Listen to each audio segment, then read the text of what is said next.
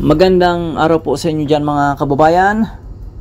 Ang ginagawa ko sa ngayon ay magdi-disconnect nitong ang kable nitong motor na ito para sa fan ng AC. Yan.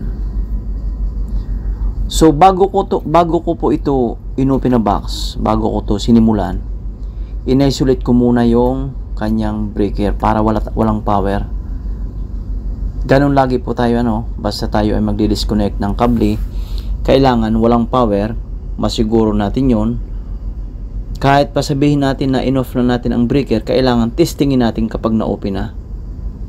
Hindi lang po line to line, kundi line to ground para panigurado tayo. Itong box na ito, sa loob nito nakakonekta ito sa ground, kaya ang line to ground nito, kahit dito sa pinaglalagyan ng bolt, ayun, wala naman. Ayun, wala na, sigurado na tayo dito. Okay, ayun. Itong nakikita nyo pong may gland na naka-open, ayan, may naka-open pa na isang gland. Siguro yung yun, may nakalagay dito dati, possible sa heater nito. Ito naman kasi ay sa niya, sa thermistor. Itong tinanggal ko. Yung ating ratchet isasayad kung hindi ko lagyan ng extension. Ayan, gamit tayo ng proper tools.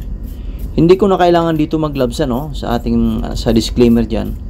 Hindi yan maiwasan sa magagaling na okay, hindi ka gumamit ng gloves.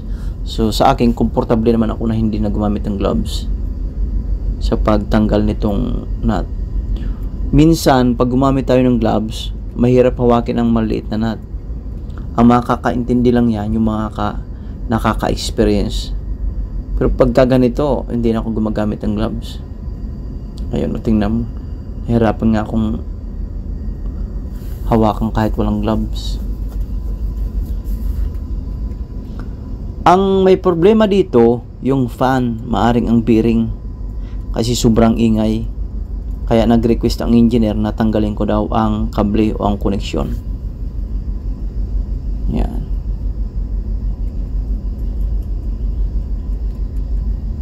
Ayun. Bago ko ito tinanggal, nag-ano muna ako. Anong tawag nito? Pinicturean ko muna. Pinicturean ko ito para panigurado. Tapos para pagbalik madali lang. Ang kagandahan ngayon kasi may mga na tayo, may cellphone na may camera. Hindi tulad no na kailangan isusulat mo palagi sa notebook. May time din pag may magulo, pag maraming wire. Tulad nung tinanggal ko dun sa may sa isang compressor. Ang daming wire noon. Kasi kombinasyon ng dalawang compressor. Tapos fan. Nilista ko, pero dito picture lang, okay na, pwede na yan. Kahit wala itong power, siguraduhin natin na lalagyan natin ng tape. Ayan, yan, para hindi awkward yung gagawin dito, saka para maayos naman, lagyan natin ng tape. Yan, patong-patungin natin, basta ganyan lang. Marami na po akong video dito mga kababayan sa aking channel. Kung gusto nyo mamasyal sa aking channel sa playlist, pwede kayo mag-open ng aking playlist. Marami na po aming video. Ang hindi ko lang nasi-share pa dito yung sa welding wiring, yung mga basic. Dito sa katunayan, mahirap din gumawa ng video. Nataon lang na ang cellphone pwede lang ipatong, tapos ako lang naman mag-isa. Kaya makapag-video ako, pinatong ko lang naman. Okay na, hindi naman maapekto ng trabaho. Pero dati nga ako sa ibang video nga nabanggit ko na pag major problem o troubleshooting, wala nang video kasi madalian, seryoso masyado, mahirap, maabala, nakakaabala. Ayun. Tapos ito naman maliit na gland, tatanggalin din natin. Oops, mali pala, kitang-kita na. Alam niyo po ba na yan, ito. Ayun. May katigasan to eh.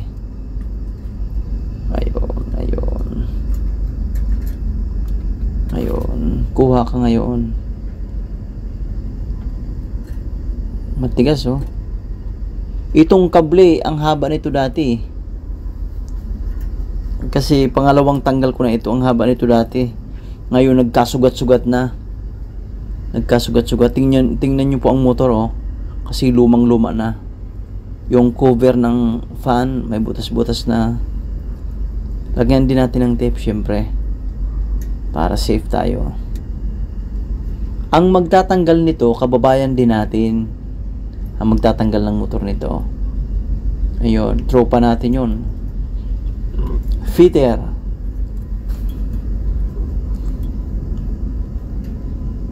Ang magtatanggal nito mga fitter, mababait yun. Pangalanan ko na lang si kasi kung sakaling ang kasamahan ko ngayon dito si Kuya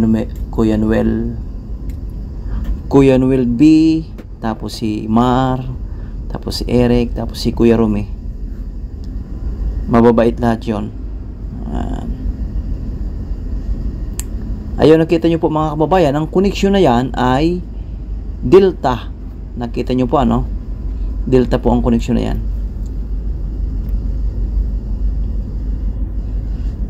Ayun. Basta po tatandaan, kapag may gagawin tayo, lagi natin i-disconnect ang supply. Ang breaker i-off natin. Control breaker, tapos para sa power nito. Para sigurado tayo. Tapos titistingin. Ayun. Ayun, nawawala pa ang isang bolt. Oops, asa na kaya?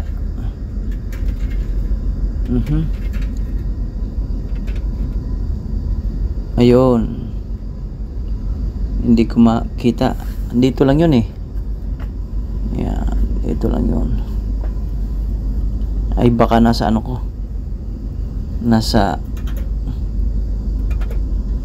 nasa tulos ko nakapatong. Oops, asa na? Ay ano nga ba yan? Sabi ay hintian, sabi sa Bicol. Hintian. Ayun pala eh oh. Kailangan pala ng liwanag eh. Ito na. Ang motor na ito tatanggalin kasi hindi matatanggal yung fan kapag hindi ito tinanggal, ang space kasi. Okay po. Yan, okay.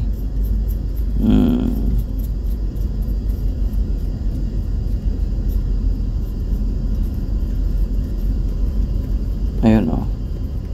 Mahigpit na. Yan, higpitan natin ang gusto. Yung sakto lang kasi ibabalik pa naman ito. Pagbalik nito, kailangan matanggal na tong gland. Tanggalin ko na, lagyan ko na ng